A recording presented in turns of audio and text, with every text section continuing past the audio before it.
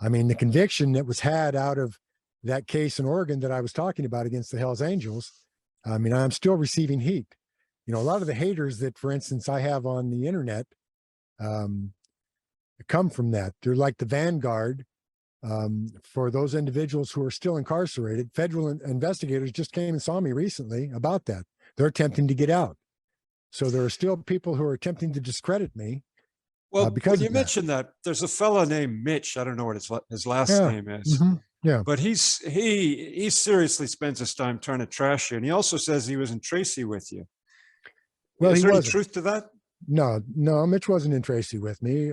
Mitch wasn't anywhere with me. What he was that he was in a joint. He was in San Quentin and he was in Old Folsom, but he did time with one of the individuals that was responsible for the death of Margot Compton and her 2 6-year-old daughters.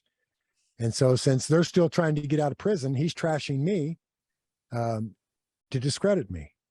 And he really hasn't discredited me at all. I mean, everything I've ever done is a documented fact. So he hasn't come forth with anything other than people say, oh, I was there with him and that didn't happen. No, he wasn't there with me. Somebody else that contacted him was there with me. But here's the bottom line to that. You know, I have my write-up for the things that I talk about.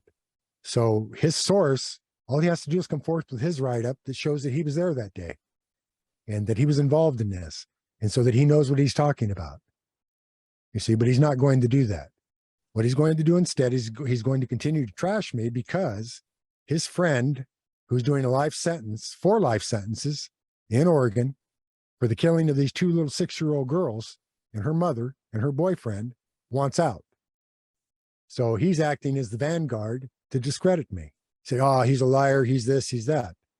You know, I normally don't take issue with these things, but since you brought it up, I just addressed it.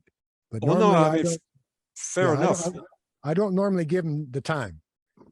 Basically, context is important. I mean, if you don't have the context, then what do you know about the real situation? Yeah. So, yeah. Yeah, but I mean, he's a biker, and I get it. And so he's a part of that community, and he wants his friend who's up there doing 4 life sentences for this murder. He wants to help him get out. So he wants to discredit me to facilitate that. And I understand it. I get it, you see, but that doesn't make what he's doing at all credible. But so all people have to do is look at the facts. Real simply, look at the facts. John, I'm curious, when did you first hear about Mike? When did I first hear about him?